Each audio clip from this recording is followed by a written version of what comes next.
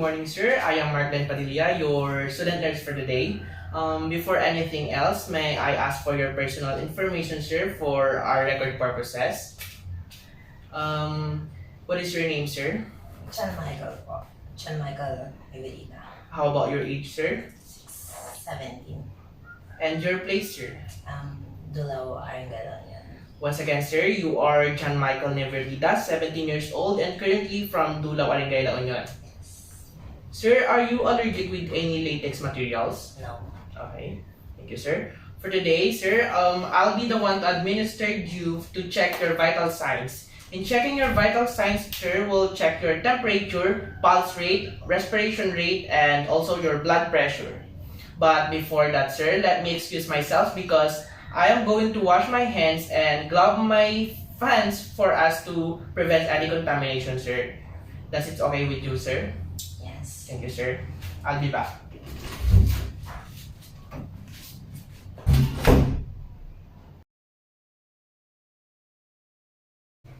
Good day, everyone. I am Marklen Padilla, Section 1C, Group 9, and a student of Don Mariano Marcos Memorial State University, South La Union Campus.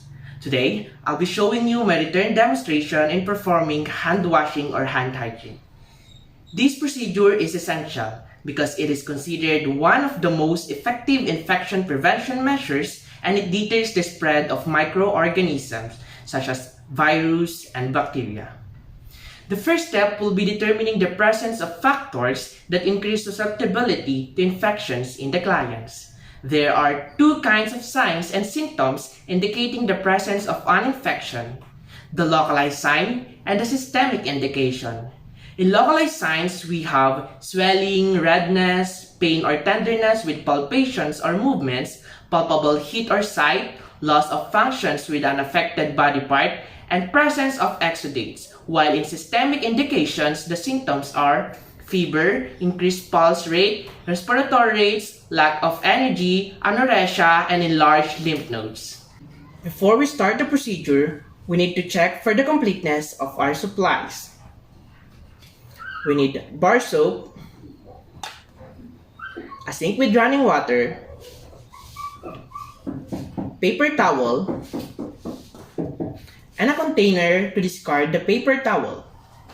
Completeness and organization of our materials ensure efficiency as nurses.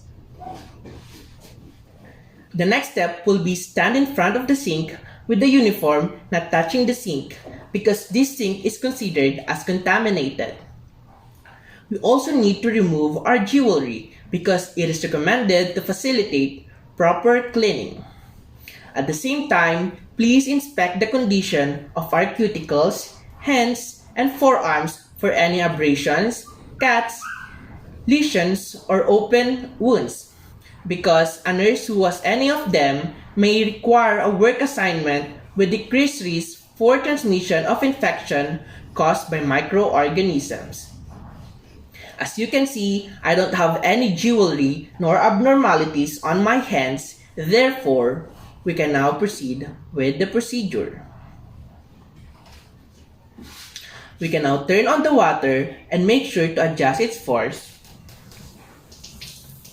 because any splashes of water from the sink to my uniform are also considered as contaminated. We can now wet our hands from wrist to fingers, pointing towards the bottom of the sink. Remember that your hand is consistently below the elbow because the water should flow from the clean area to the more contaminated area. Next, we can now lather our hands thoroughly with the bar soap. This is thoroughly. Then, return it. Wash your hands for about 15 to 20 seconds with the firm rubbing and circular motions because these create frictions that helps to remove microorganisms mechanically.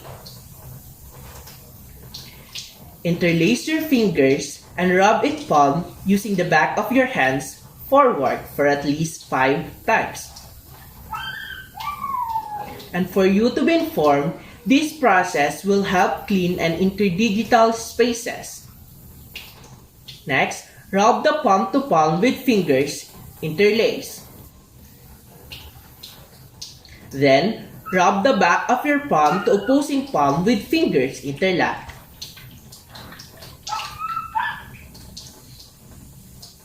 You also need to rub each fingers in opposite hand using rotational movement, just like this.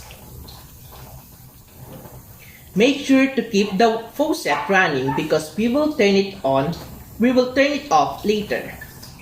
Next is rotational rubbing backward and forward with gloves fingers to my left hands and to my right palm and vice versa.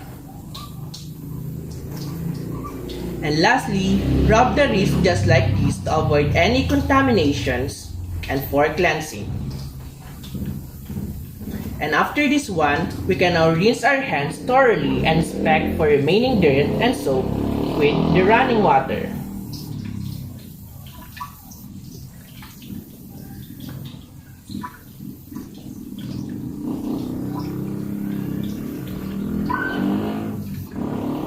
Then, we can now dry our hands using the paper towel.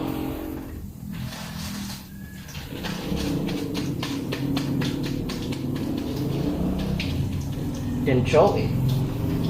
Then we'll get another one.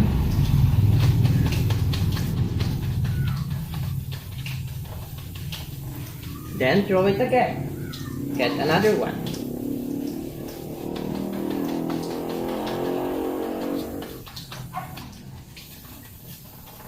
Then throw it. And get another one to turn off the faucet.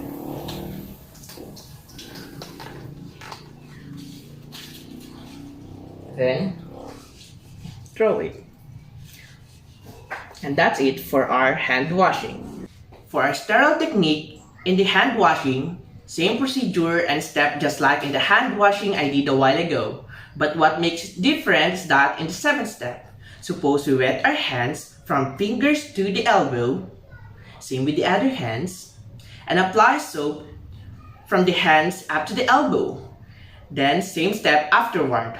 Always remember in washing hand, hold the hands lower than the elbow so that the water flows from the arms to the fingertips. While in sterile technique, hold the hands higher than the elbow, wet the hands and the forearms under the running water, letting it run from the fingertips to the elbow so that the hands become cleaner than the elbows. And that's it for our hand washing. I want you to be informed that there are 5 moments of hand hygiene: before touching the patients, before clean or aseptic procedure, after body fluid exposure risk, after touching a patient, and after touching patient surrounding. And now, we can now proceed with the gloving. Good day everyone, I am Marklen Padilla, Section 1C, Group 9, and a student of Don Mariano Marcos Memorial State University, South La Union Campus.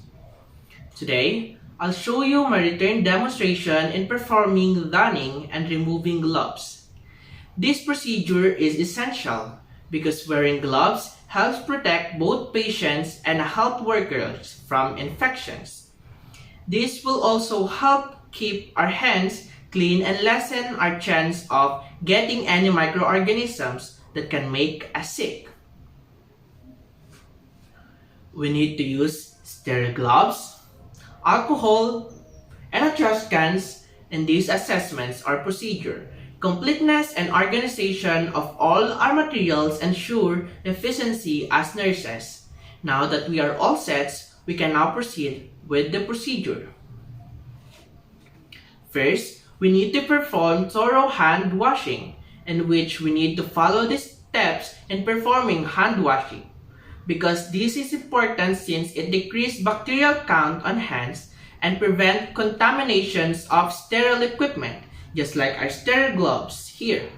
Since I was done hand washing a while ago, and to make sure that my hands are free from any microorganisms, let's put an alcohol in our hand.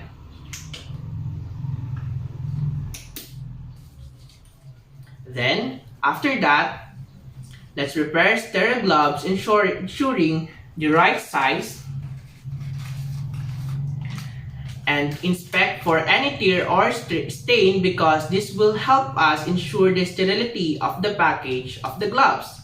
Also, choose the right size of the gloves and make sure that the gloves are tight enough so that the objects are easy to pick up.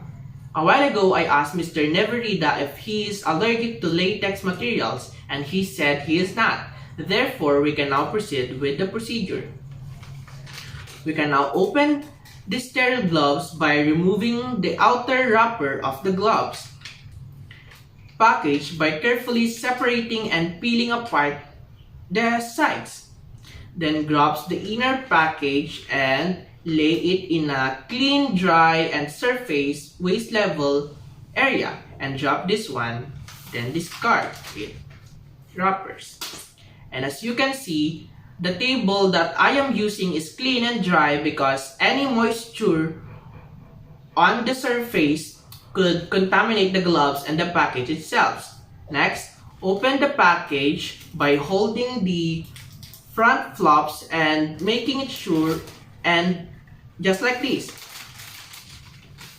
Then, identify the right and left gloves for us to avoid any mistakes. Since this package has been labeled, it will be easy for us to determine the left and the right gloves. Identify your dominant hand because this will be the first one to glove. Since I am left-handed, it is given that my dominant hand is also my left-handed, while my non-dominant hand will be my right hand.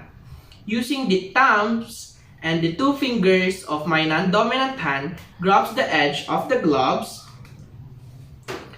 and cup off for the dominant hand, touching only the inside surface of the cuff because it will help us avoid contaminating the gloves. Then carefully pull the gloves over the dominant hands, making sure the thumbs and the fingers are fit into the proper spaces. Don't worry if the gloves are not in a proper area because we can adjust it later.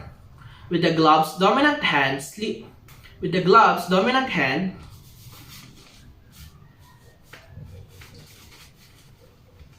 the underneath the cup of the other gloves, making sure it does not touch any part of the non-dominant. Then, slip the gloves on the one dominant hand, making sure fingers slip into the proper spaces. But also remember that do not touch only the sterile part. And we can now adjust every fingers because these gloves are sterile, which means it is safe.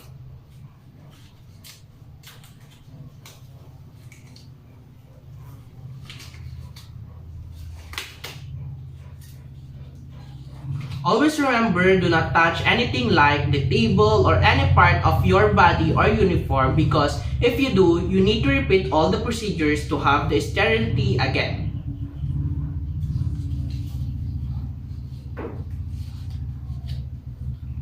Next, I'll show you the proper glove disposal to remove sterile gloves. Doing this one will prevent the contaminations of hand when removing the gloves. Slip the glove fingers of dominant hand under the cup of the opposite hand or grasp on the outer part of the gloves at the wrist if there is no cuff. Pull the gloves down to the finger exposing thumbs.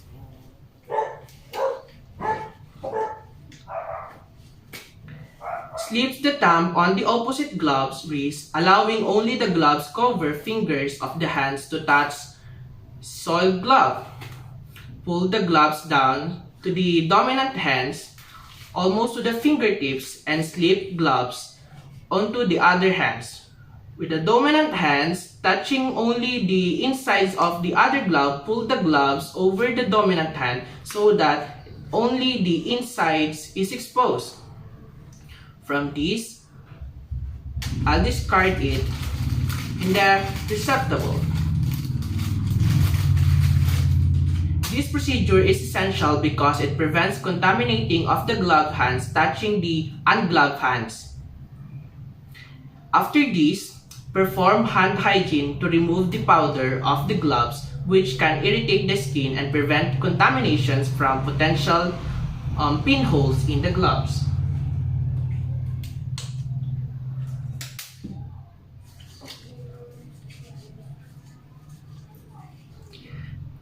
And that's it for our gloving. Now we can now proceed with the vital signs. Good day everyone, I am Marklin Padilla, Section 1C, Group 9, and a student of Don Mariano Marcos Memorial State University, South La Union Campus. Today, I am going to perform obtaining of vital signs. Accurate measurements of vital signs are critical because it reflects the body's basic functioning. It serves as a baseline data which allows us to track changes in patients' conditions, recognize early patient deteriorations, and prevent harm or errors that may occur. Vital signs include temperature, pulse rate, respiration rate, and blood pressure. The materials needed are digital thermometer for patient's body temperature, stethoscope and sphygmomanometer for measurements of patient's blood pressure, a watch with sweep seconds hands to measure patient's pulse rate and respiration rate, alcohol, tissue paper, and gloves for disinfections and prevent contaminations, and also TPR sheets and ball pen for writing the results. Prior to the conduct of the procedure, I am going to close the door to ensure my patient's privacy.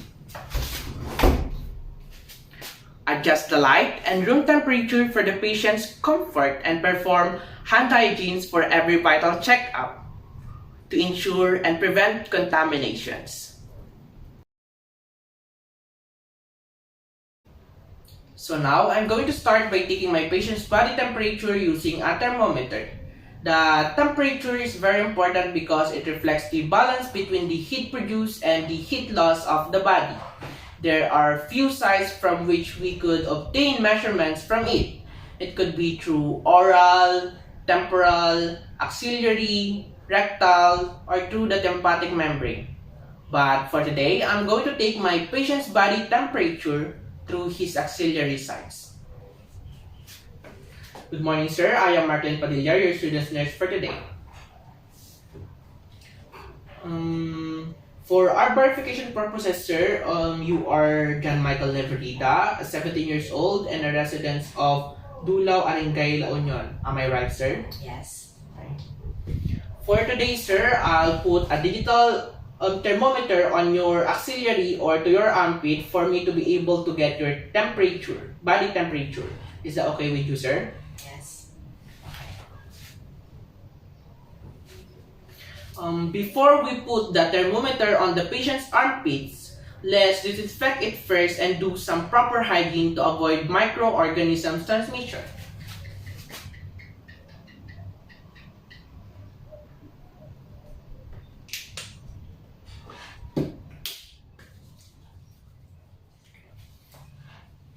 Sir, do you feel comfortable with your surroundings right now? Yes, I am. Okay, thank you, sir. Sir, it would be okay to you if I pull your sleeves up for me to put the thermometer on your armpit? Sure.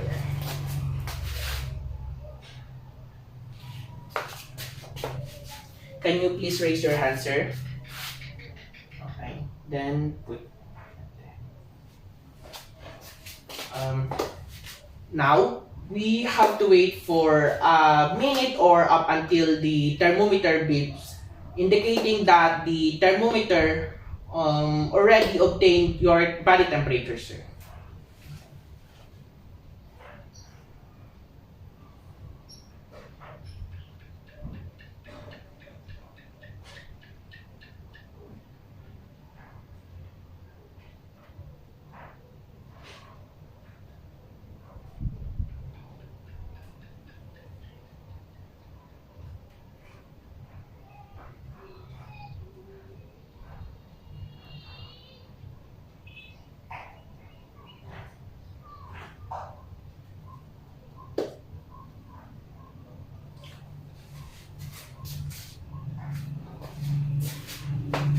So, sir, your body temperature is 36.3 in the normal range.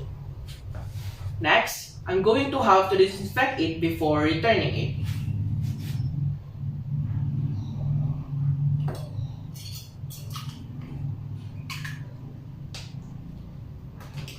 Then, lastly, record the patient's body temperature to the TPR sheets.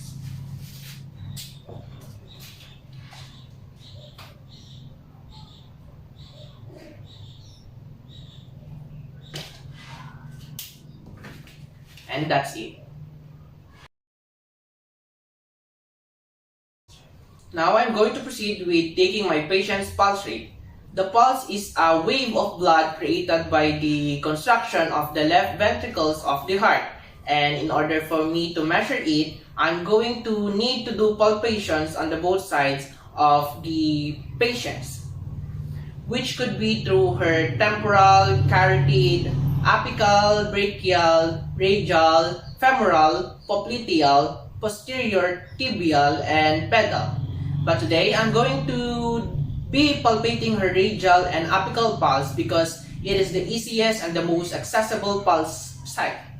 But before that, let's do some hand hygiene.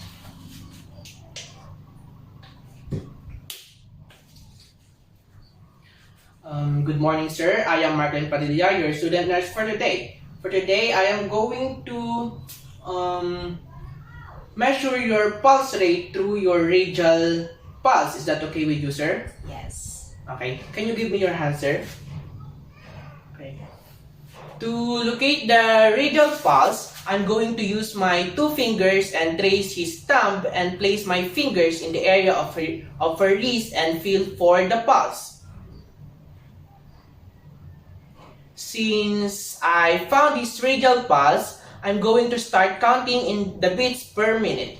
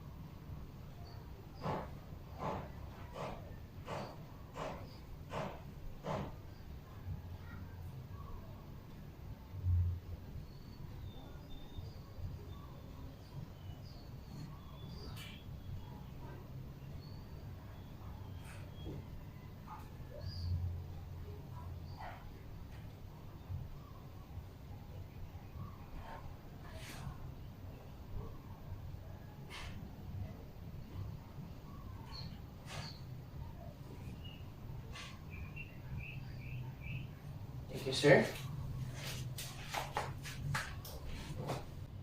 For the apical pulse rate, position the patients appropriately. Excuse me, sir. May you position yourselves in a sitting proper appropriately? Yes. Thank you, sir. Then do hand hygiene and also clean the earpiece and diaphragm of the stethoscope using alcohol.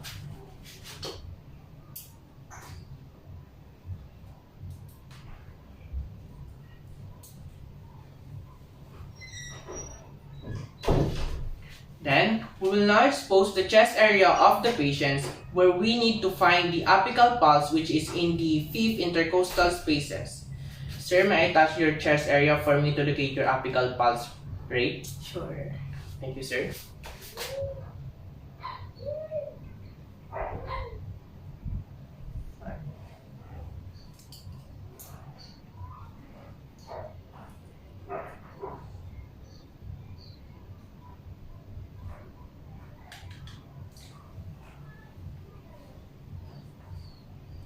Sir, your heart will be listened, so remain silent, sir.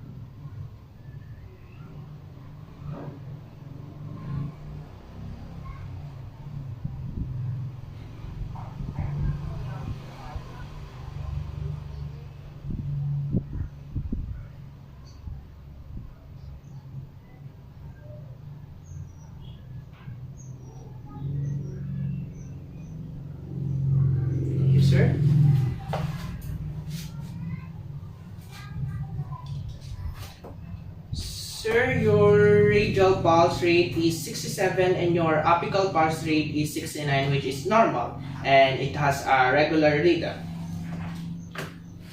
Next, I'm going to disinfect the earpiece and the diaphragm.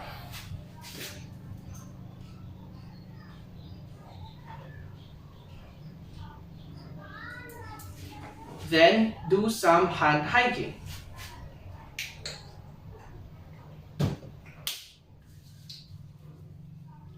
And lastly, record the pulse rate in the TPR sheet.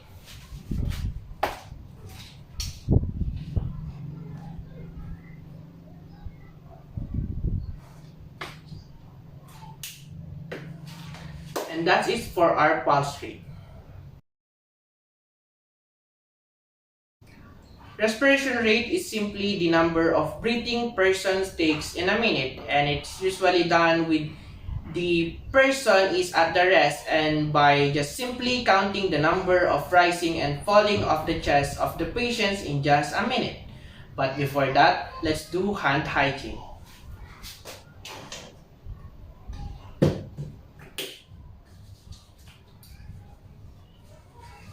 Good morning, sir. I am Marklin Padilla, your student nurse for today. Today, I'm going to measure your respiration rate by counting your breathing. I just need you to be relaxed. Is that okay with you, sir? Yes. Okay. Sir, take your hand here and just be relaxed, okay, sir? Okay.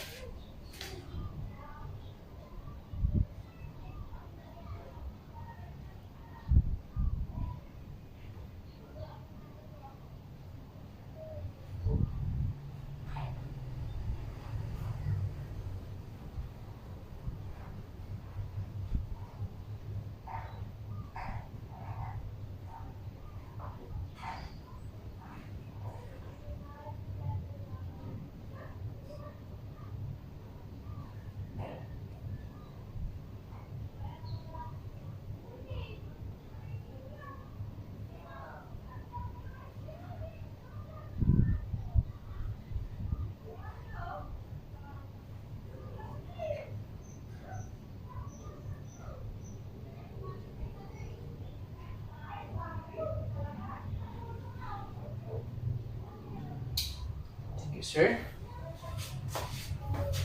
Sir, your respiration rate is 18 breath per minute, which is normal. Next is do the hand hygiene.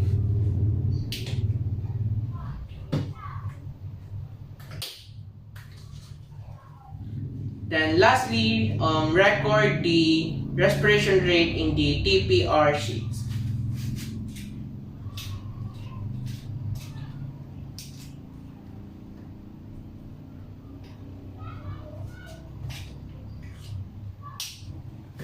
And that's it for respiration rate.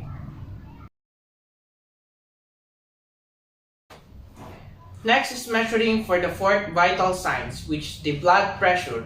Blood pressure is the pressure of the circulating bloods against the walls of arteries, and it could be obtained with the use of the stethoscope and sphygmomanometer.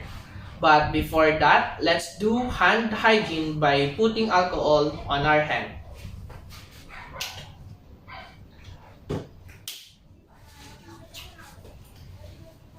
Good morning, sir. I am Marklin Padilla, your student nurse for today. For today, I'll take in your blood pressure. Prior to the conduct of the procedure, I have already checked for my equipments if they are clean and well functioning. I also have the correct size of the cuff used for my patient. Since the patient is sitting, I will make sure that both of his feet are on the ground because the blood pressures increases if the legs are crossed. Next, I'm going to place my patient's arm at his heart level. Sir, can I take your hand? Sir, I'm going to put this cuff on your shoulder. Is that okay with you, sir?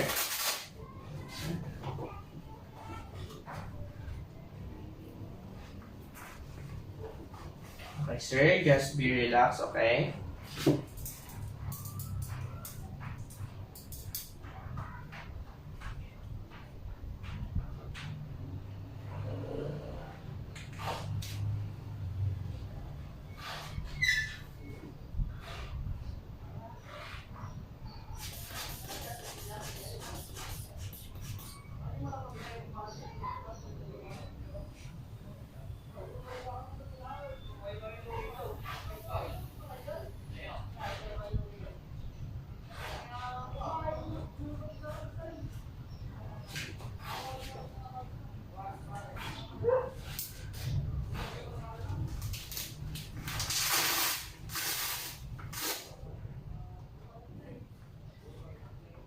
Sir, your blood pressure is 110/70, which is normal.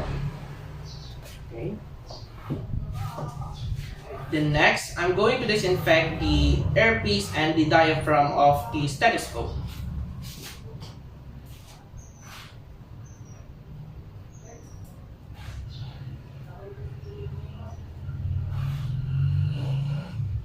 Then, return this sphygmomanometer in the box.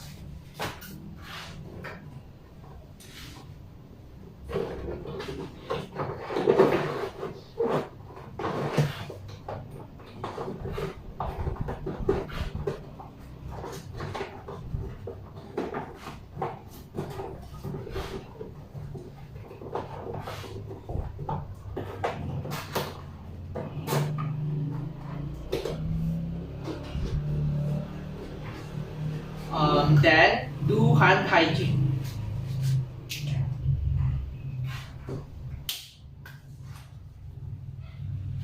Lastly, record the blood pressure in the TPR sheet.